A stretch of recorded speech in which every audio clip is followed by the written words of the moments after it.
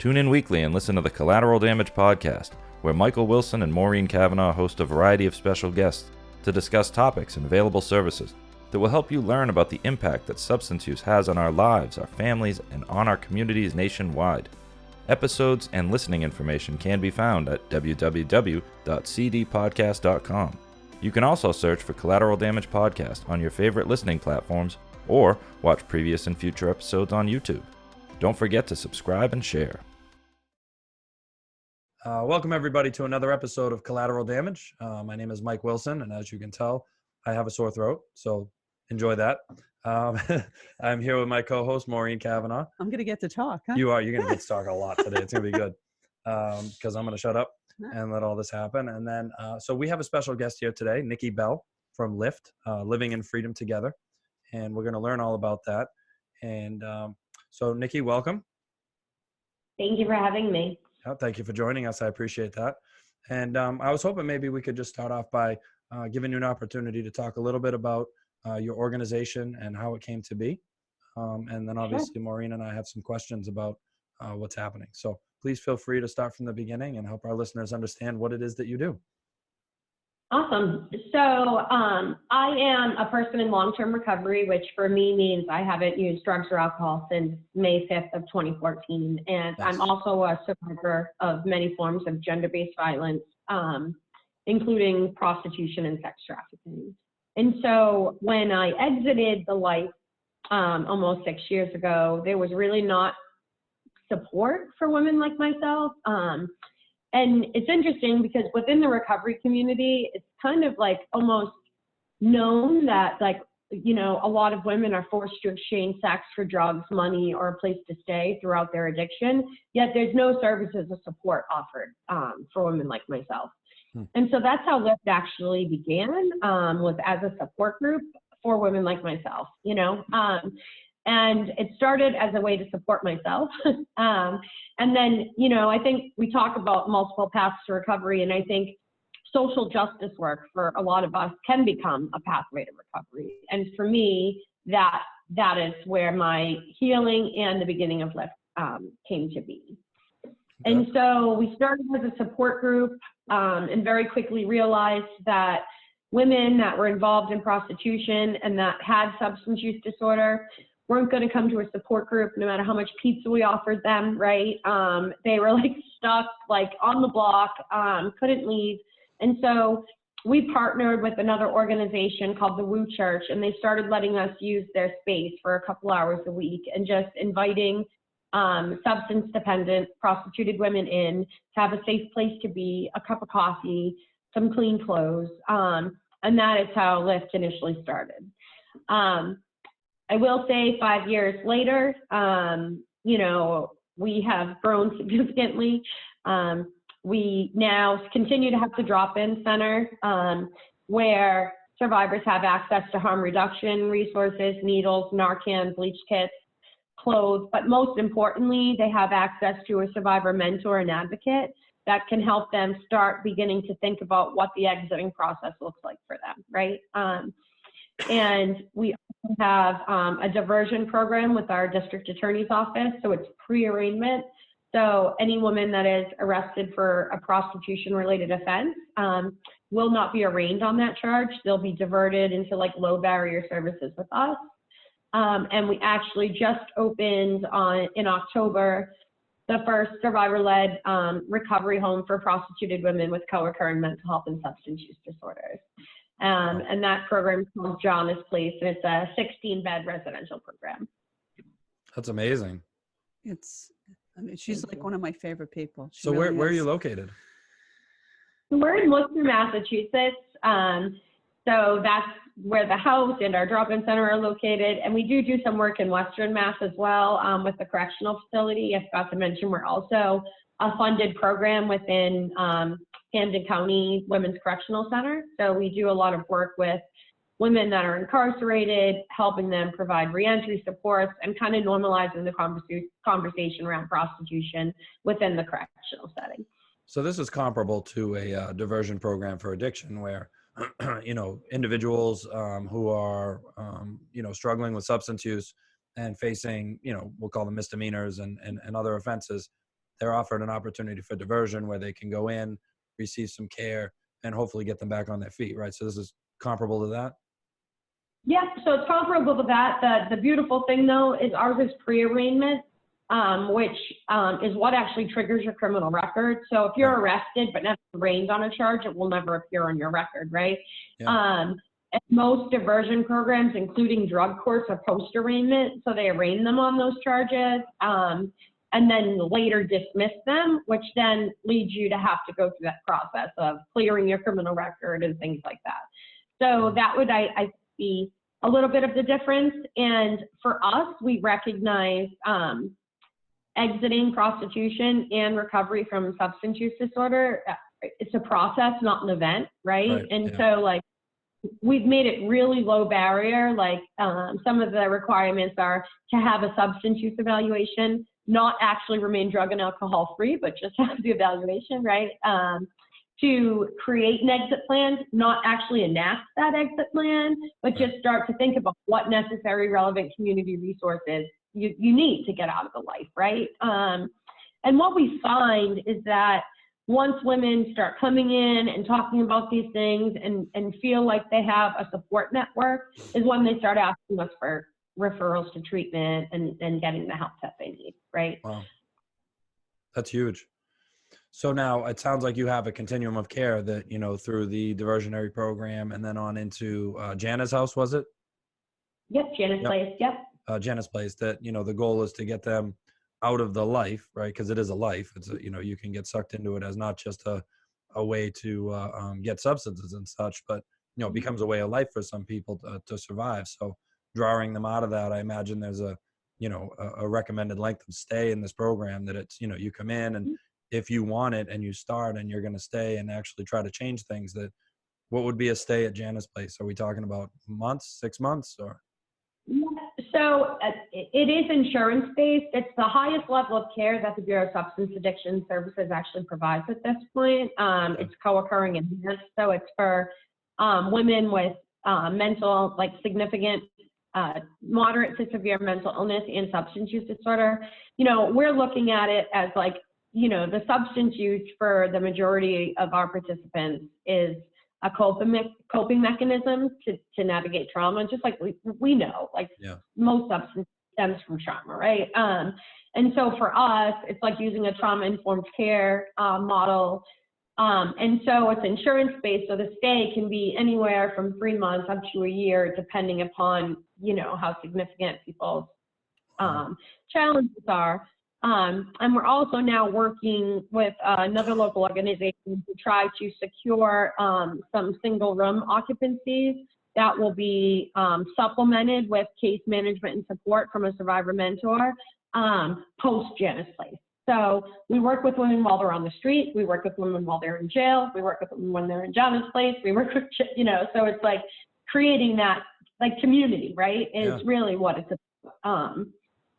Is there an alumni, have you built up like an alumni network of people who have gone through this and have been, you know, because I know for me as a person in recovery, seeing other people who had recovered was one of the reasons I decided to actually go forward with it, you know, was seeing somebody else that had been as bad as I was, now living a different version of life, now free from the chains that I had been wrapped up in. So the alumni part of it is critical. Have you been able to build that culture out in Worcester?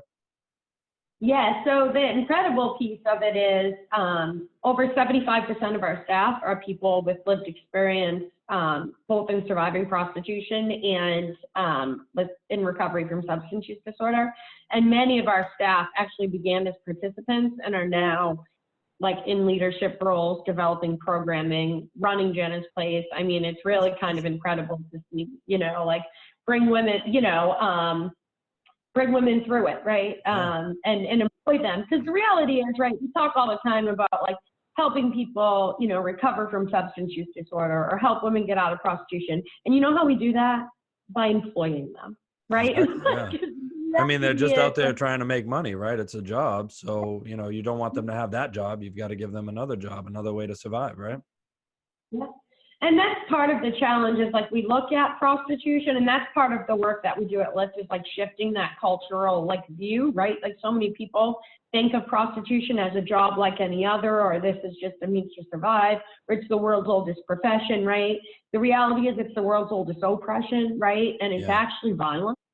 And so like watching women, like the reality is almost like we have not met one woman yet that has said to us, like, this is what I want to be doing. Like, you know, in 4th grade on career day, this, you know, prostituted woman came in and like sold me on this dream. And this was, you know, they got there because they didn't have any other choices in life, right? So it's helping them find other options and choices, right? And building on those skills that they have.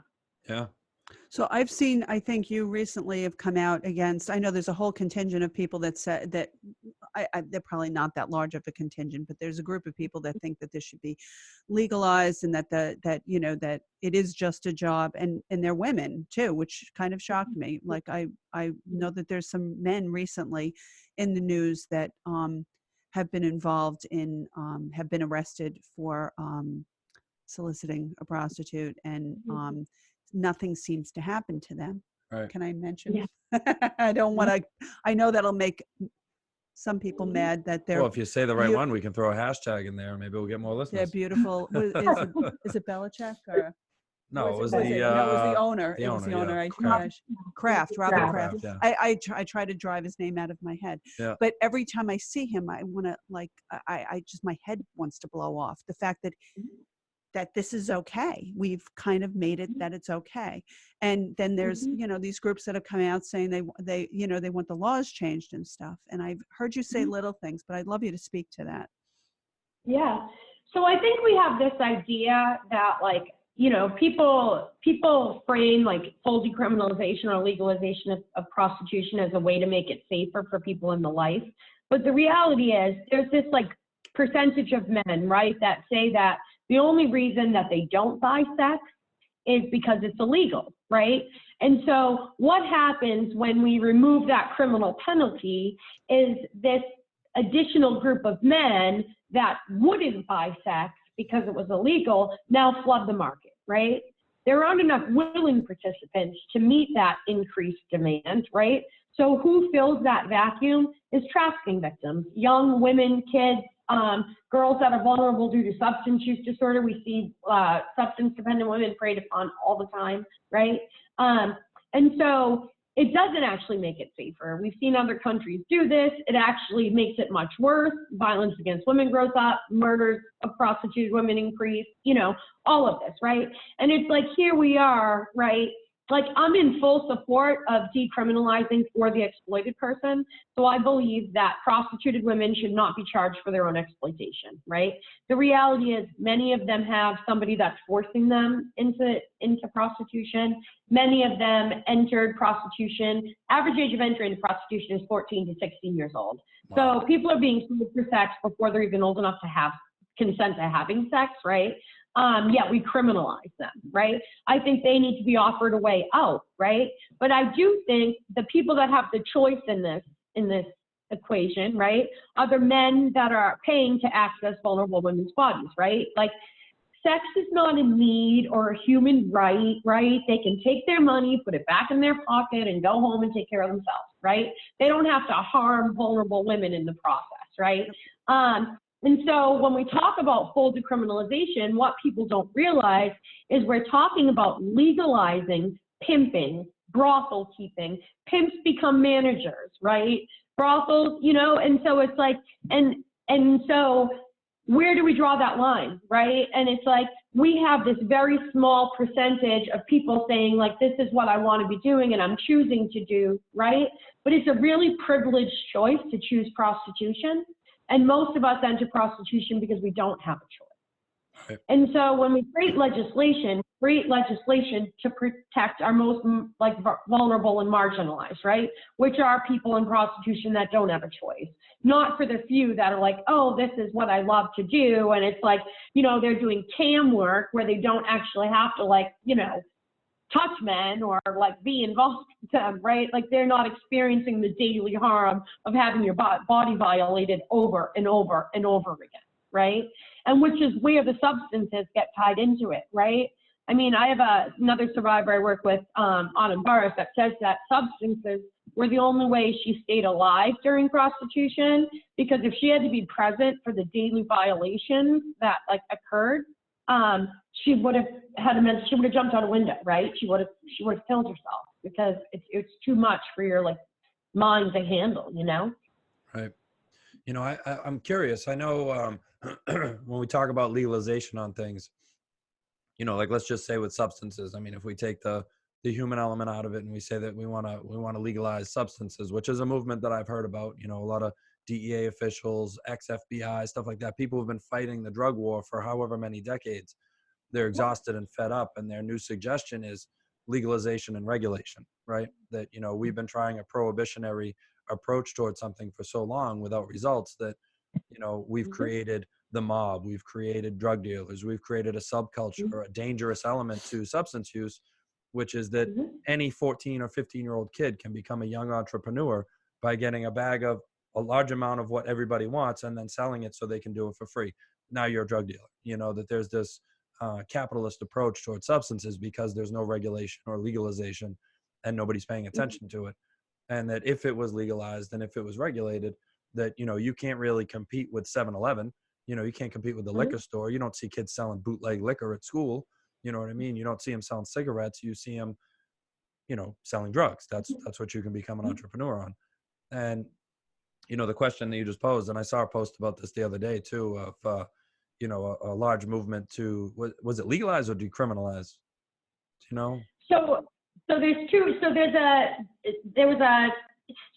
two different things happening. So like there's legalized prostitution, which is separate from decriminalization. Right. Decriminalization means it removes criminal penalties for buyers, traffickers, for brothel owners, for the prostituted women, which makes it really difficult because there's no regulation in it, right? Not that, you know, I can talk about what regulated prostitution looks like too, which is also horrific, right? But, and I hear what you're saying, but the reality is, like when you say, like if we remove the human element, but well, you can't remove the human. Yeah, no, I wasn't implying that we should. I was trying to come up with a comparable scenario of legalization and decriminalization, and then like, you know, when you add the human element back in, it's like, you know, you would have to, in order to decriminalize or legalize, you would literally have to create licensure, regulation, state and or federal oversight, and laws, and it would probably take, you know, decades or generations before there was any type of, you know, reasonable balance met. But again, there's still the human element of why people are engaging in that service, and, you know, at what age and so on and so forth. Do you deal with boys as well? I know that we've talked about women, but boys are also brought into this at a young age. Yeah. In different parts. So we know that. So I will say that, you know, boys are exploited as well. Like, and when we're looking at this through like the gender-based lens, the reason I refer to it as gender-based violence, because irregardless of who the victim is, right, it's men that are perpetrating this crime, right? It's not women out paying for sex with boys, and you know, where there's very few that are, right? So, and the reality is this is an issue that predominantly affects women and girls. When we look around the world, we're not seeing brothels filled with boys and men, right? Like it's brothels filled with girls and women, right? And so yes, boys are exploited, especially like as kids. Like we're looking at that as like a specific vulnerability. Any child is susceptible to exploitation. Just the fact of being a kid is a vulnerability, right? And especially like the LGBTQIA community, you know, they have less social supports in the community. That puts another target on their back, right? You know, this trafficking culture gives them a sense of belonging and family, right? And so, yes, boys are exploited as well, and men. But this is like predominantly an issue that is affecting women and girls. Are you seeing like the need to add in an element for young boys in your or men in your organization, like support for them? Do you see that out there? Because I mean, there's with the gangs. I know that out in New Jersey, we saw a lot of the gangs grabbing onto young gay males and then pimping them out because it's a monetary option. Like it's lucrative, you know, and so they're grabbing them and doing that. And I imagine Worcester may have some of that going on as well, right? Yeah, and I think, you know, when we're talking about, you know, traffickers, so like, you know, their goal is to like diversify their portfolio when we're talking about it in like simplified terms, right? So they want to have women of color, white women, boys, transgender, right? So like whatever the market calls for, they're able to supply that, right? Because again, traffickers aren't viewing these people as human beings; they're viewing them as a dollar sign, right? Yeah. So yes, I think there's a need, but I also think there's different barriers to boys accessing services and support, right? And I think that, you know, there needs to be spaces created for boys and men to seek support, but I also think boys and men need to step up and create those services and support. And so it's okay to create gender-specific spaces for like women that have been violated by men over and over and over again, right? And so I think that, yes, there needs to be support. We have supported boys. We have supported transgender individuals. We don't turn anybody away that's been exploited. But yeah, there needs to be those services. And, you know, I believe that people need to step in and create them. At this point in time, it's not something that we're able to take on as well, you know?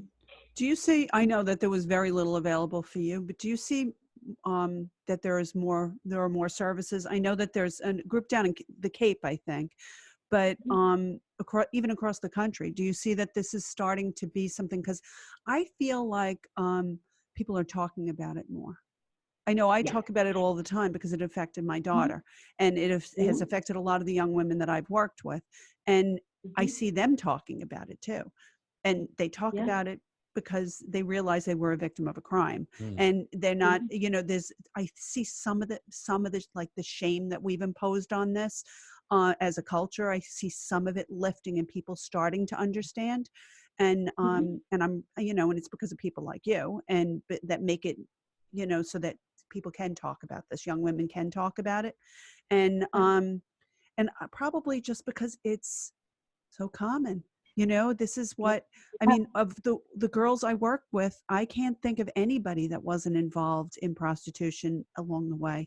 You know, by the time they come to me, they've almost all of them have been in some form, like you said, housing, or, you know, it may not just be for drug money, but it may not just be that, or it may not be that, but they've had to stay with somebody because I had no place to live. So it's all the same thing, you know, it's just different versions of the same thing. So do you see that starting, like do you feel like it's starting to lift that stigma? Sometimes, yes. And then, you know, I do see a lot of like more women beginning to speak out about it and starting, you know, like this is something that happened to me, not something that I am, right? And I think that is due to a lot of like the community education work that groups like myself, there's another group in Boston, that's a survivor-led organization, the Ava Center, who I adore, that, you know, is doing really incredible work. And so I think people are starting to. It's funny because it's still something within substance use treatment, though, that people don't talk about, which is like frustrating to me because it's like, you know, even at the jail in Hampton County, it's like we've developed like screening questions so that people, like the conversation's just been normalized there. So people are comfortable talking about it because it's just part of the conversation, right? Like we're having groups around it, you know, the shame's kind of been lifted. And it's almost like within treatment sometimes it becomes, you know, we're here to address your substance use. We'll get to that later. And it's like, it doesn't work like that. Right? Like you promise me right here, right? Like, and the only way you know how to cope with that is to use substances, right? That they have to be addressed coincidingly. Absolutely. But I do see more women speaking out saying like, yes, this is something that happened to me and I survived it, right? And taking their power back. And I think a lot of this is, you know, part of this movement, like this Me Too movement, but I also feel like prostitution's been kind of left out of that narrative, right? It's almost like this other group of women that kind of deserve the violence that they've experienced, right? Or what did you expect? I mean, even in like criminal cases where like, they're prosecuting traffickers, it's really about the prosecuted woman's actions, right? And like well, her, we both know that. Yes, Yeah. absolutely. it's so frustrating because it's like, regardless of what she was doing before or after, or like that doesn't give somebody the right to step in and exploit somebody's situation and vulnerability, right? Absolutely. And we're seeing that happen more and more and more frequently. Especially when you leave you don't provide any services. Yeah. You know, there's no way out, yet you're I don't know. It's so frustrating. No, I agree. And we don't provide them services. And even, like recently we were talking with like the people from over about like, let's train their safe plan advocates. Let's train, the DA's victim witness advocates, so they have a better understanding of like the services and support that these girls need, right? Because if you like put them, even in just regular sexual assault cases, what the victim is put through, right? Like, and then you put on top of that prostitution was involved, it's like we automatically blame the woman, right? Like she somehow chose this, right? And so like the services or supports they're offered are very, very limited, and they're put through the ringer and then offered nothing on the other side. And it's like really disheartening. We've got a lot of work to do there. Yeah. So what are some of the other barriers that you've run into in trying to grow and expand your services? I mean, it sounds like you were able to get insurance to cover, a portion of the treatment, which is fantastic. And you've been able to get the courts to align with you for this, pre-arraignment diversionary option. Have you run into other barriers that you're still trying to fight and push through? Yeah. So I think, 6 months to 9 months isn't enough time. I mean, we're talking about people that have been involved in prostitution since they've, like 14, 16 years old, right? Don't have any formal education, don't have any job skills, right? And so it's like, we're talking about like, people, I think, assume that like, I got out of the life when I was 33 years old, right? It was, I didn't know how to write a check. I didn't know how to do any of those things, right? And it's like things people take for granted, And I always tell the story to the girls about the first time I had to write a check for my son's daycare, and they sent it back to me because I had wrote his name where I was supposed to sign my name. And they sent it back like, oh, and I was like, I laughed it off and was like, oh, hi, I didn't have enough coffee this morning. The reality was I had never written a check and nobody had ever taught me to do that, right? And so it's like you're thinking about like setting people up to be able to succeed in life in those basic skills: grocery shopping, budgeting, writing a check, finishing their high set, doing all of those things. Like, is 6 months enough time to do that? No, six months is probably enough time to start to teach people some grounding skills, right? So that they're not in this constant fight, flight, freeze, like response, right? Like that's what 6 months gets us, right? And then, like we need specialized housing. I will say also, we've run into a lot of barriers with like DCF and removing children of prostituted women because they view their lifestyle, and then you combine the substance use and it's like, oh, they definitely shouldn't be parents, almost kind of attitude towards them, which has been really challenging and frustrating to try to navigate through, because they're very quick to say people under 18 are victims. And it's like, they blow out their birthday candles and turn 18 and all of a sudden it's like, you're a choice, we're taking your kid, right? And prostitution's a generational problem, right? It's like over 88% of people coming on that are aging out of foster care end up in prostitution. And if that's not speaking to a broken system, I don't know what is, right? And to address some of those kinds of barriers and fixing these systems that are rendering like people vulnerable to exploitation, right? Because that's the reality. We are, as a society, this capitalistic, patriarchal, misogynistic society, we are rendering people, vulnerable to exploitation is what's happening. It's awful. It's awful. I mean, as a person in recovery, I know that, when I speak out about my addiction, when I write a book about my addiction and I talk about how proud I am to get to the other side of that, I think people see that as an achievement, that I was able to overcome addiction. I imagine there must be some stigma for these women who are coming out of this, to speak openly about it, because I don't think people would see it the same way that they overcame prostitution. I feel like they're kind of left with a stamp, maybe a little bit more so than some others, because they see it as so much of like a choice. Like, you chose that life. Like, at least addiction, we have the disease to get behind. Like, it wasn't necessarily me. I got caught up. And I think people see prostitution the same way, but it is. It's you can get caught up in it as a part of the sickness, and it can be tied in with your substance use and your mental health. And it's just part of the traumatic story that somebody is trying to escape from. And I hope that stigma is getting chipped away at, but I assume you must see that with some of your alumni feeling comfortable speaking out in the community or speaking openly to try to draw individuals out of that life, right?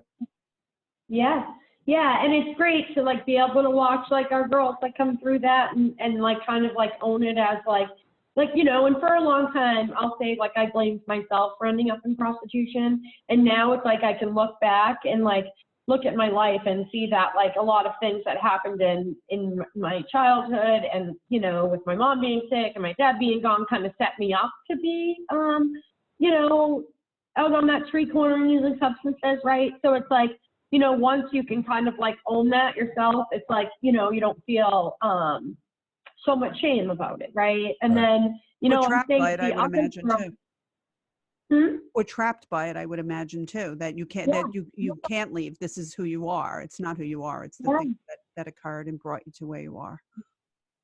And it's funny because that was like the shift for me. And then I was at my first conference I ever went to, and I heard somebody used the term prostitute, like I was a prostituted woman. I was not a prostitute. And it was like this, I had to like literally step outside the conference. I was like in Minnesota or something. And I like went outside and cried because it was this moment of like, wow, that's not who I am. That's something that happened to me, right?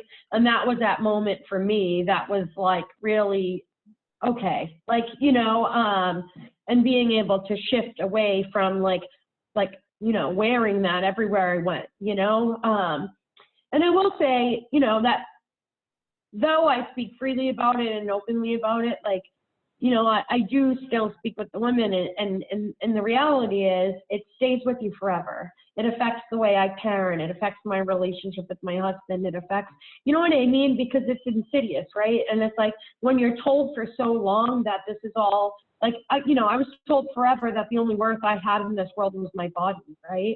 And trying to constantly remind myself that's not true. That's not who I am. But like, it's constant, right? It doesn't ever go away. And it's something that I'll probably be talking to myself about forever, right? Yeah, I mean, it does. I mean, so does addiction. It's weighing on us forever. Like, we're forever changed by the experiences we have. And, we carry that, that strength and character from overcoming it into all things that we do, but we're still human beings. And I still feel bad about the stuff I did. I still question myself. I still, fear whether or not I'm good enough. And I mean, we all carry that weight. Yeah. And, I'm grateful that, again, I don't know enough about that industry. I've never participated in it from one side or the other, so I don't know. But, it sounds like this is a part of, an addiction recovery story that most people don't talk about, which is how to heal from those other things that are happening, like the trauma, the compounded trauma that we're adding on and layering over and over and over again while we're out there trying to survive our addiction. And I'm like amazed that this exists and happy to be able to add this to a resource that I could offer to somebody that's going through it. And now you're in Worcester, you said, correct? And Worcester, Massachusetts. Yeah. Do you have hopes or expectations of expanding? Are you partnering with anyone else to add more services elsewhere? That's our goal, is to build, and I will say, like, the Bureau of Substance Addiction Services is like wants to help us create a replicable model so that like other programs are implementing programs and support around this, because they do recognize that this is an issue in women's treatment programs that's going unaddressed. Our goal is to provide, this transitional housing and hopefully eventually long-term housing for people.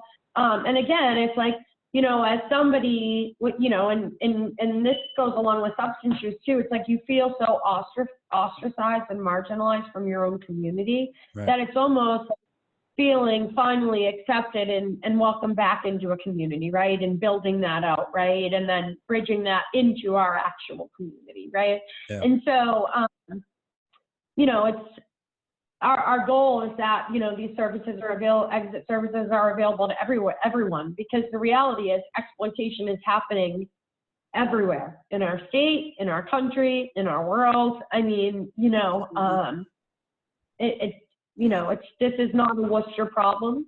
God, no. No, this is happening everywhere. You know, Nikki, I just wonder, because, you know, this is, I would think, a kind of a unique and groundbreaking kind of organization. So there's not even if there's another you somewhere, you know, in California, there's probably not a lot of you. So if somebody is going through,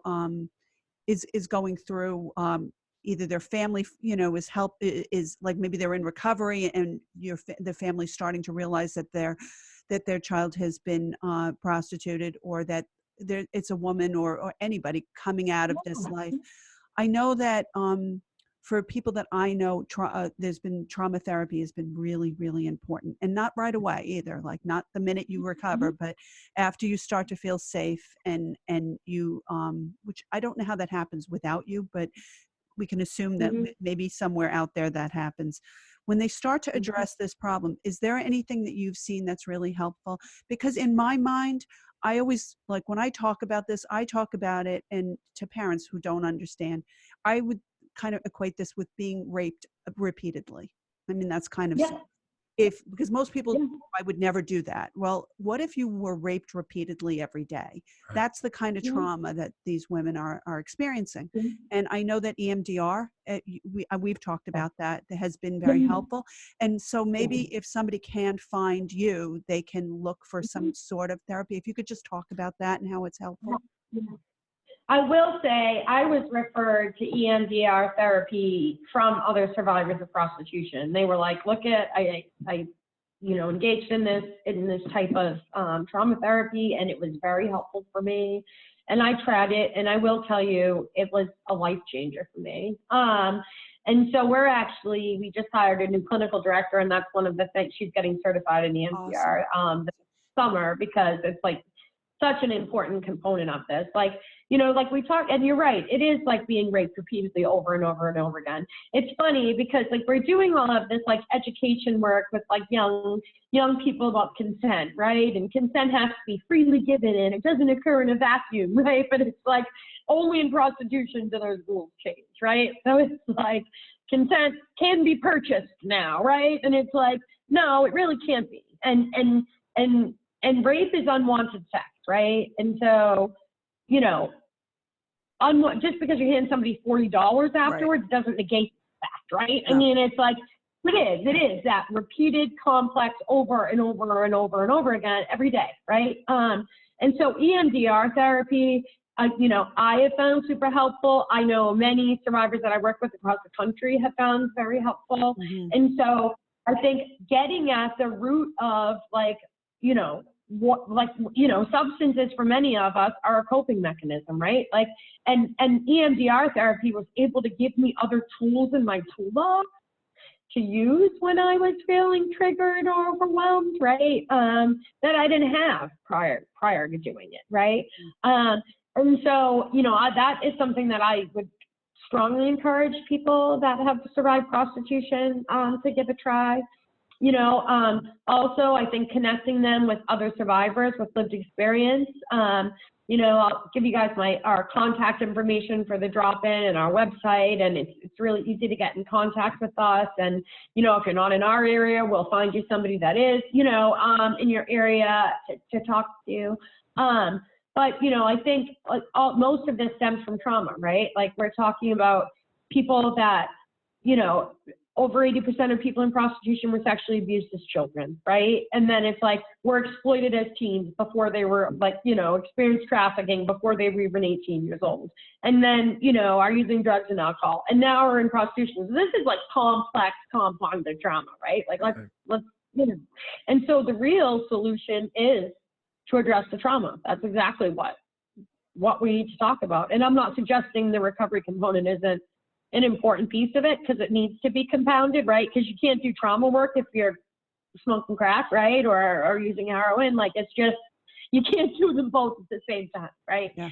And so for us, it was like creating a model within Jana's Place where we have a clinician, we have individual treatment plans for people, we have case management and support, we have survivor mentors, we have a clinician, we actually have physicians that are providing MAT, like on site, like we have a medical exam room because also prostituted women have had horrific experiences with the medical community. And so, you know, helping them to, you know, access all of those resources under one roof, right? Yeah. And then bring them to safe community partners. That's awesome. And I know that you are a nonprofit as well, right? So you fundraise? Yeah, we are. But do you fundraise by any chance? Do you need donations of money or any kind of material donations? Yeah. So we can always, you know, so Jana's Place is sustained through a grant through the Bureau of Substance Addiction Programs, BSAC, you know. Yeah. But, you know, a lot of our other programs, it's like you think about all of the extra things that it takes. I mean, we were just talking about it a moment ago, right? It's like getting your birth certificate, right? And it's like to get an ID, you need your birth certificate. Can't get your birth certificate without an ID, right? You need someone to bring you to the registry. You don't have the money to do that. How do you get a job? You don't have any clothes. How are you going to get to your job if you don't have money for a bus fare, right? So it's like all of these things, like just thinking about what it costs to help get one person on their feet and stabilize. You know what I mean? So we are always looking, you know, we always are looking for financial support. That's something that like we always need worthy to provide cause. the best. I think you're doing amazing work, and I'm so grateful that you're out there doing it. And hopefully, you know, that hopefully more people will get this idea, and you'll be able to grow this program and into other areas, because I know this is very, very much needed. And so thank you very much. I just adore you. Can I ask one quick question? So if I wanted to donate, where would I go? Go to our website, liftworcester.org. That's LIFT Worcester.org, and there's a donate button. We also have a sustainer program where you can make a continued monthly donation. We're also having our annual End It event, which is like we're working to end prostitution. That's our mission on April 4th.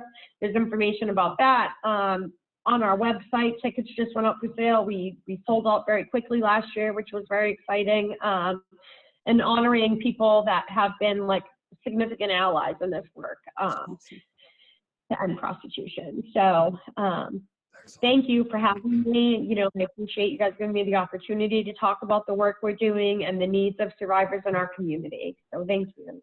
So needed. Thank you for joining us. I really appreciate you explaining this program to me and to our listeners. And I hope that somebody that's listening right now that may have been affected or maybe just interested in helping will go on the site and donate and do what they can to try to help somebody that's trying to get out of this life, and help you continue with your cause. And thank you for putting up with my obnoxious voice today.